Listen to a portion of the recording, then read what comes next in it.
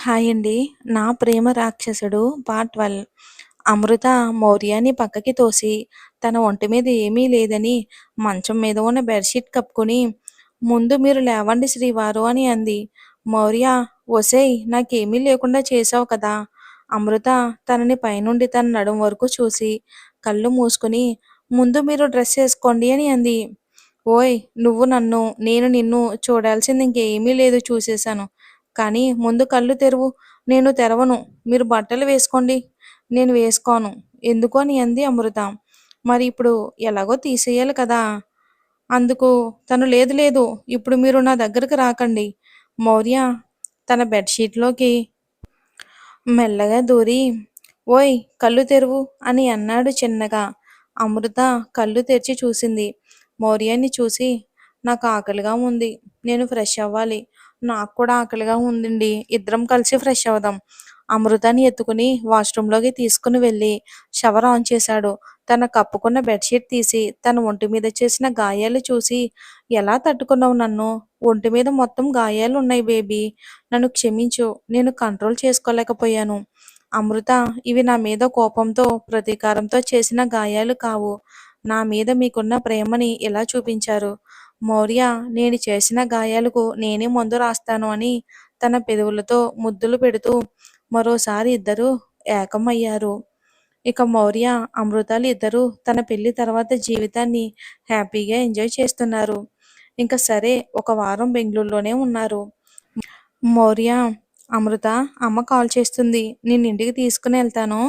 అమృత, మన పెళ్ళయినట్టు మీరు చెప్పారా? నేనెవరికీ చెప్పలేదు. మనం ఇంకో 2 రోజులు ఉండి వెళ్దామని అంది తను. సరే నీ ఇష్టం అన్నాడు మౌర్య. ఇంకలా ఒక 2 రోజులు అక్కడే ఉండి, మరుసటి రోజు బయలుదేరి వెళ్ళాలని వాళ్ళ సామాన్లంతా ప్యాక్ చేసుకున్నారు. ఉదయం నిద్రలేచిన మౌర్యకి అమృత కనిపించలేదు. వాష్‌రూమ్‌లో ఉందేమోనని కాసేపు అక్కడే వెయిట్ చేశాడు. అయినా కూడా వాష్‌రూమ్‌లో కూడా లేదు. గది మొత్తం చూశాడు. ఎక్కడా కనిపించలేదు. సామాన్లు చూశాడు. అక్కడ ఒక బ్యాగ్ మాత్రమే ఉంది. అమృత లగేజ్ లేదు. వెంటనే కిందకి వెళ్ళాడు. అక్కడ రిసెప్షన్‌లో అడిగాడు. ఎవరూ తనని చూడలేదని చెప్పారు. రూమ్‌కి వెళ్ళి బెడ్ మీద తల పట్టుకుని బాధగా కూర్చున్నాడు. ఇంతలో టీపాయ్ మీద ఏదో ఒక లెటర్ ఉంది. అది చేతిలోకి తీసుకుని చదివి, హలో శ్రీవారు, నేను కనిపించడం లేదు అని టెన్షన్ పడుతున్నారా? మీరు టెన్షన్ పడుతుంటే నేను చూడలేను. మీరు నన్ను వెతికినా నేను మీకు ఇంకెప్పటికీ కనిపించను. ఎందుకంటే నేను మీకు దూరంగా వెళ్ళిపోతున్నా. మీరు నన్ను ఎంత వెతికినా మీకు దొరకను.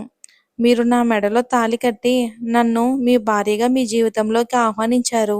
ఈ జన్మకి అది చాలు. మన పెళ్ళి మీకు, నాకు, గుడిలో ఉన్న దేవుడికి మాత్రమే తెలుసు. అందుకే నేను మిమ్మల్ని ఒకటి అడగాలి అనుకుంటున్నా. మీరు మళ్ళీ పెళ్లి చేసుకోవాలనేదే నా ఆశ. మీ అమ్మానాన్నలకు నచ్చిన అమ్మాయిని, నాలా ఒక అనాథను మాత్రం కాదు. నేను మీకెప్పటికీ సరితూగను.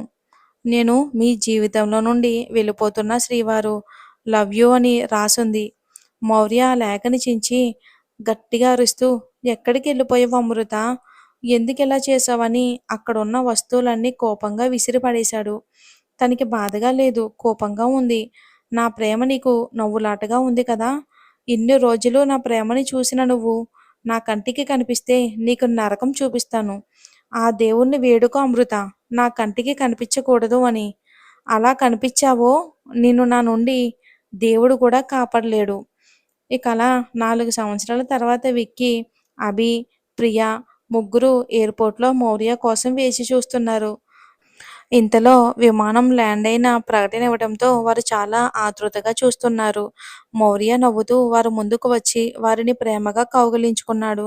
ప్రియ చేతిలో ఉన్న బాబుని ఎత్తుకుని ముద్దు చేస్తూ, ప్రియా, వీడు అచ్చు నీలానే ఉన్నాడు అని అన్నాడు. అభి, రేయ్! వాడి మొహం ఒక్కసారి చూసి చెప్పు. వాడిలో ఒక్క పోలికన్నా ప్రియలా ఉందా?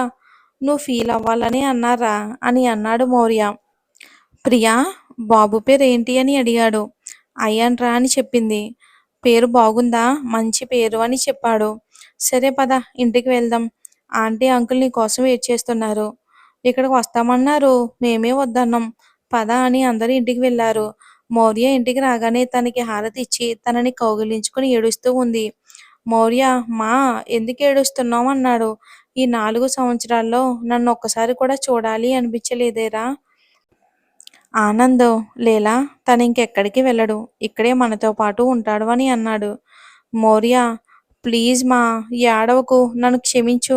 ఇక మిమ్మల్ని వదిలి ఎక్కడికి వెళ్ళను అని అన్నాడు. ఆనంద్ సరే ముందు నువ్వు వెళ్ళి ఫ్రెష్ అయ్యిరా అని అన్నాడు. మౌర్య తన గదికి వెళ్ళగానే తనిప్పుడు బాగున్నాడు. మరి తనని జరిగిన వాటి గురించి నువ్వు ఆలోచిస్తూ వాణ్ణి బాధ పెట్టకు. లీలా కళ్ళు తుడుచుకుని సరే అంది. విక్కీ అభి ప్రియాలని చూసి ఏది సారీ నేను మిమ్మల్ని చూడలేదు రండి ఇలా వచ్చి కూర్చోండి అని అంది. ప్రియా మీరు ఆనందంగా ఉన్నారు కదా ఎందుకు ఇబ్బంది పెట్టాలి అని ఆగిపోయాం ఆంటీ. చా నాకు ఇబ్బంది ఏంటి కూర్చోండి. బాబుని ఇలా ఇవ్వు. ఇప్పుడు ఎన్ని సంవత్సరాలు? 5 సంవత్సరాలా ఆంటీ? ఇకెలా వారు మాటల్లో ఉండగానే మౌర్య ఫ్రెష్ అయ్యి వచ్చి తన నాన్న పక్కన కూర్చుని కంపెనీ గురించి మాట్లాడుతున్నాడు. ఆనంద్ ఇక్కడంతా సరే కానీ అక్కడ ఎలా ఉందిరా? మౌర్య నేను ఇక్కడే కంపెనీ స్టార్ట్ చేయాలి అనుకుంటున్నాను నాన్న. ఇక దానికి సంబంధించి అన్నీ కూడా పూర్తయ్యాయి. ఇంకో 1 వీక్లో కంపెనీ కూడా ఓపెన్ అవుతుంది అని అన్నాడు ఆనందంగా. ఆనంద్ నిన్ను చూస్తూ ఉంటే గర్వంగా ఉందిరా. నీకంటూ సమాజంలో ఒక మంచి పేరు గుర్తింపు తెచ్చుకున్నావు. లీలా మరి ఏమనుకున్నారు? వాడు నా కొడుకు.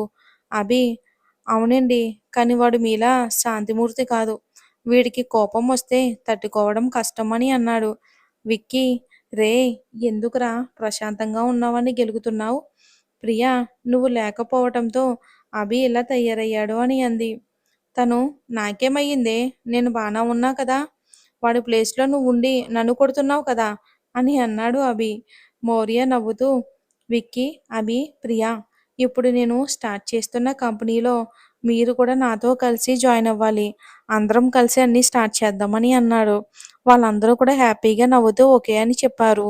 ఇక ఉదయం 5 గంటలకు నిద్రలేచిన అమృత తన పనులన్నీ పూర్తి చేసి, స్నానం చేసి, దేవుడికి పూజ చేసి, గంట కొట్టి, హారతిస్తున్న టైంలో ఒక ఏడుపు తనని బాగా డిస్టర్బ్ చేస్తుంది. తన పూజ పూర్తి చేసి, దేవుడికి దండం పెట్టుకుని, పరుగున ఆ ఏడుపు వినిపిస్తున్న దగ్గరికి వెళ్ళి, మంచం మీద పడుకుని ఏడుస్తున్న బాబుని ఎత్తుకుని వాణ్ణి సముదాయిస్తూ ఏడుపు మానిపించింది. వాడు మెల్లిగా లేచి అమ్మూ! అమ్మూ!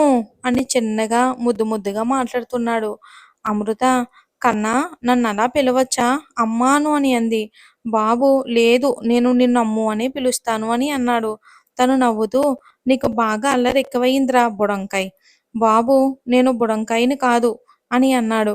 అమృత సరే పద కన్నా నీకు స్నానం చేయించి టిఫిన్ పెడతాను అని వాడిని రెడీ చేసి తీసుకొచ్చి టిఫిన్ పెట్టి స్కూల్ బ్యాగ్ చేతిలో పెడుతూ స్కూల్లో అల్లరి చేయకూడదు బుద్ధిగా ఉండాలి అని చెప్తూ ఉంటే అమ్మో నేను ఎల్కేజీ చదువుతున్నా ఇప్పుడు కాక ఇంకెప్పుడు అల్లరి చేస్తా అని అన్నాడు. అమృత కన్నా నిన్ను కదిలించాను చూడు నాకు బుద్ధి లేదురా అని అంది. బాబు నవ్వుతూ తన బొగ్గ మీద ముద్దు పెట్టి అలా అనకు అమ్ము కానీ నువ్వు నాతో నెగ్గలేవు. అమృత ఇది మాత్రం నిజంరా. పద స్కూల్ బస్ వచ్చిందని బాబుని స్కూల్కి పంపింది. తను టిఫిన్ చేసి తను పనిచేసే చోటుకి వెళ్ళింది అమృత. అమృత ఒక చిన్న షాపింగ్ మాల్లోని 3 సంవత్సరాలుగా పనిచేస్తుంది. తను వెళ్ళగానే అక్కడ పనిచేస్తున్న వంశీ అనే అబ్బాయి అమృత నీకొక శుభవార్త అని అన్నాడు. తను ఏంటి వంశీ గారు శుభవార్త?